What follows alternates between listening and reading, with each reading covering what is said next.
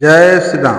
प्रिय दोस्तों, हमारे श्याम सपोर्ट चैनल में आप सभी का स्वागत है। दोस्तों, रामायण कथा में कुछ ऐसा खास बात है जिसको बारे में हम ज़्यादा नहीं जानते हैं, लेकिन विभिन्न भाषाओं में लिखे गए रामायण में उनका उल्लेख किया जाता है, जिसे आपको भी जानना जरूरी है। जरूरी इसलिए भी क्योंकि रावण भी इनसे डरता था।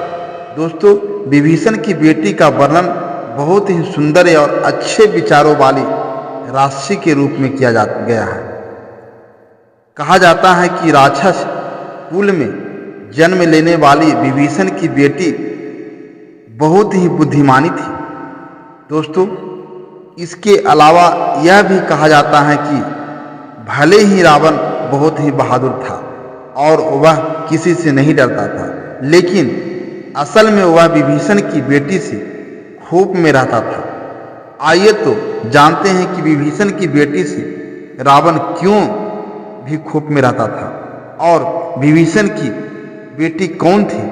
चलिए मैं कहानी को शुरू करता हूँ। दोस्तों, धार्मिक ग्रंथों के अनुसार विभीषण की बेटी का नाम तिरजटा था। इस हिसाब से वह रावण की भतीजी हुई। तिरजटा की मां का नाम शर्मा था। बता दें कि जब माता सीता ने रावण को उसके महल के अंदर रहने से इनकार कर दिया था, तब उनकी कैद का स्थान अशोक वाटिका रखा गया। इस दौरान रावण ने राक्षसों को अनेक रक्षक के रूप में नियुक्त किया और उन्हें सख्त निर्देश दिया। सभी राक्षस माता सीता को रावण से विवाह करने के लिए मानने लगे। तभी तिरजटा ने हस्तक्षेप किया। उन्होंने सीता के प्रति ऐसा व्यवहार करने के लिए अपनी सारी रक्षाओं को खूब खरी खोटी सुनाई और माफी मांगने को कहा।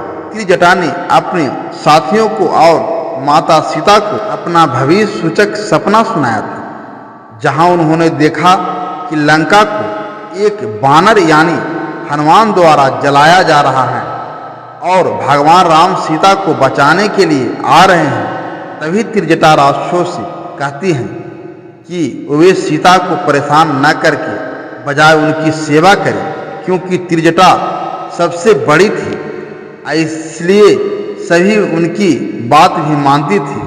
तिरजटा भले ही अशोक वाटिका में रहती थी, लेकिन वह हथियारों और जुदाई क्षमताओं के बारे में बहुत कुछ जानती थी।